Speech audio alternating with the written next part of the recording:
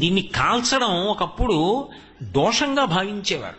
అందుకే ఆ కామకోటి పీఠాధిపత్యం వహించిన మహాపురుషులు చంద్రశేఖరేంద్ర సరస్వతి స్వామి వారు ఎక్కడికి వెళ్ళినా కూడా పందిరి వేసిన చోట పాకలో ఉండేవారు అంతే.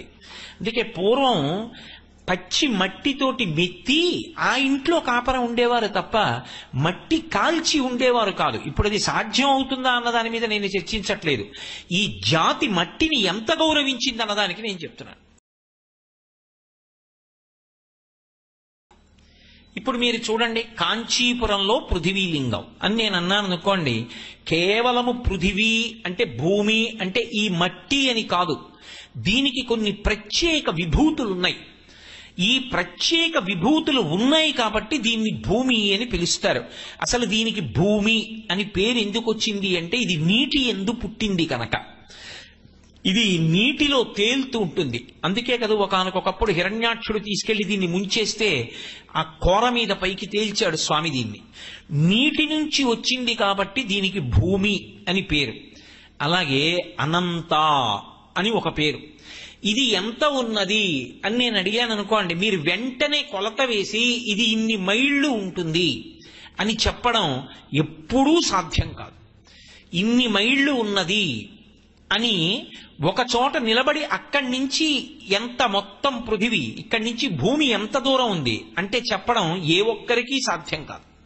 అందుకే అంత విశాలమైనటువంటి స్థితిలో ఉంటుంది కాబట్టి దానికి అనంత. ఇది భగవంతుని యొక్క అనుగ్రహం చేత అలా తయారైంది. ఇది అలా అనంతంగా లేదనుకోండి, ఇన్ని ప్రాణులు ఎలా పడతాయి? అసలు ఎక్కడ ఉండాలి? ఉండడం కుదరదు. ఒకవేళ ఉన్నా గాలి కదులుతుంది, నీరు కదులుతుంది, అగ్ని కదులుతుంది. నేను ఎండుకట్టెకి వెనక అంటించాననుకోండి, అది కదులుతూ ముందుకు వెళ్ళిపోతుంది, ఆఖరి వరకు కాలిపోతుంది. ఆఖరణ వస్తువు అయిపోయింది అనుకోండి, కాల్చబడుతున్న వస్తువు అగ్ని నిధనం అయిపోతుంది, ఆరిపోతుంది తనంత తాను. కానీ భూమి కదిలింది అనుకోండి, ఇక ఎవరైనా ఉంటారా? ఈ ఐశ్వర్యము ఐశ్వర్యము అని మనం దేన్ని పిలుస్తున్నామో అది ఉంటుందా? గుజరాత్లో భూమి కొద్ది సేపు కంపించింది, కదిలింది. ఎన్ని కోట్ల ఐశ్వర్యం భ్రష్టమైపోయింది, ఎన్ని లక్షల మంది ప్రాణాలు పోతాయి.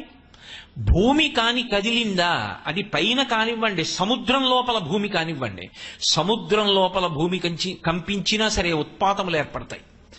ఈ భూమి కదలకుండా ఉండాలి. కదలకుండా భూమి అలా ఉండాలి. తన చుట్టూ తాను తిరగడం విడిచిపెట్టండి, కదలకుండా భూమి ఉండాలి. అలా ఉండేటట్టుగా చేసిన విభూతి మీరు నేను మాత్రం చేయలేదు. ఇది సనాతన ధర్మం యొక్క గొప్పతనం. చేసిన వాడున్నాడని నమ్మడం తప్ప వాడు లేడు ఇది ఇలా ఉంటుందని చెప్పరు. వాడు లేకపోతే ఇది ఇలా ఉండదు. కాబట్టి ఈ భూమి అచలా, కదలకుండా ఉంది. అది కదలకుండా ఉండడంలోనే అసలు భవతి అంటారు సంస్కృతంలో. భవతి అంటే ఉన్నాడు. అసలు మనం ఉండడము, మన ఇల్లు ఉండడము, మన గొర్రె మేక ఆవు దూడ ఉండడము, భార్య పిల్లలు ఉండడము, ఇవన్నీ ఎక్కడున్నాయి? భూమి కదలకుండా ఉండడంలో ఉంది. భూమి కదిలిందా, ఇందులో ఎన్నుంటాయి ఎన్నుండవు ఎవరూ చెప్పలేరు. కాబట్టి అచలా, కదలకుండా ఉండాలి భూమి. ఇలా కదలకుండా భూమి ఉండేటట్టు చేసినటువంటి శక్తి ఏది ఉన్నదో అది శివుడు. అది అచలా. అంతేకాదు విశ్వంభర అంటారు భూమిని. విశ్వంభర అంటే ఈ విశ్వాన్నంతటినీ కూడా భరిస్తుంది. నేను 7 అంతస్తుల మేడ కట్టాననుకోండి, దానికి పునాదిని ఎవరు భరించాలి? ఇంత పెద్ద భవంతి ఎలా నిలబడిందండి అని అడిగితే అంత పెద్ద పునాది కింద ఉందండి అంటాడు. కింద ఎందులో ఉంది? భూమిలో ఉంది. ఈ పునాదిని భరించింది, పునాది మీద భవంతిని భరించింది. ఈ రెండిటినీ భరించింది ఎవరు? భూమి భరించింది. అందుకే విశ్వంభర, విశ్వాన్నంతటినీ భరిస్తోంది కాబట్టి భూమి. నేను ఇంతకన్నా ఎక్కువ నేను భరించను అని అది ఒక నియమం పెట్టుకుంది అనుకోండి. ఇప్పుడు చూడండి, దేనికైనా కూడా క్యారింగ్ కెపాసిటీ అంటాం. ఏదో ఇంత భరిస్తుంది, ఇంతకు మించిది భరించదు అంటాం. ఇంతకన్నా భూమి భరించదు అని ఓ నియమం పెట్టాడు అనుకోండి పరమేశ్వరుడు. అసలు అంతకన్నా ఎక్కువ ఎక్కడ వస్తోందో బరువు ఎవరైనా చెప్పగలరా?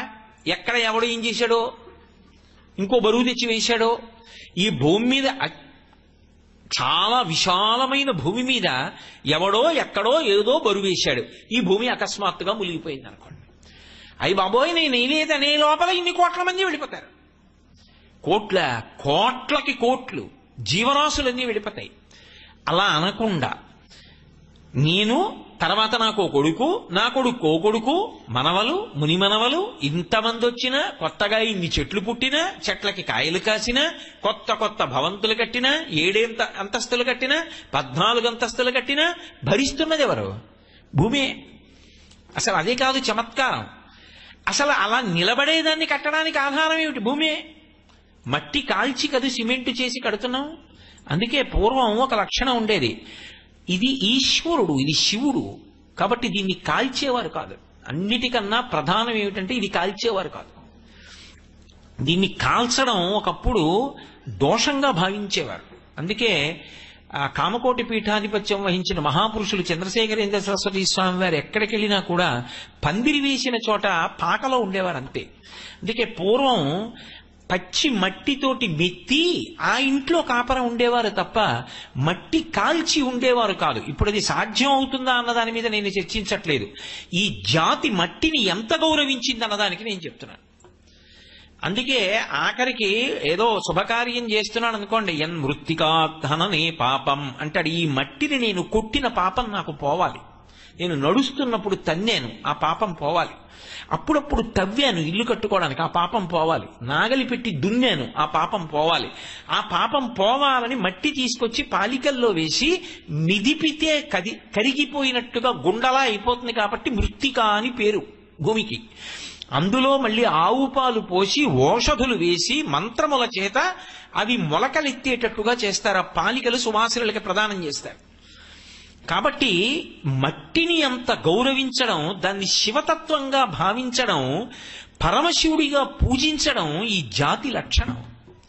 అందుకే ఇక్కడ పృథివీ ఎప్పుడూ ఎవరిని బాధ పెట్టలేదు. భూకంపాలవి రాకుండా ఉండడానికి కారణం ఏంటంటే ఇది శివతత్వంగా, శివుడిగా భావించి పూజించడం మనకు అలవాటు.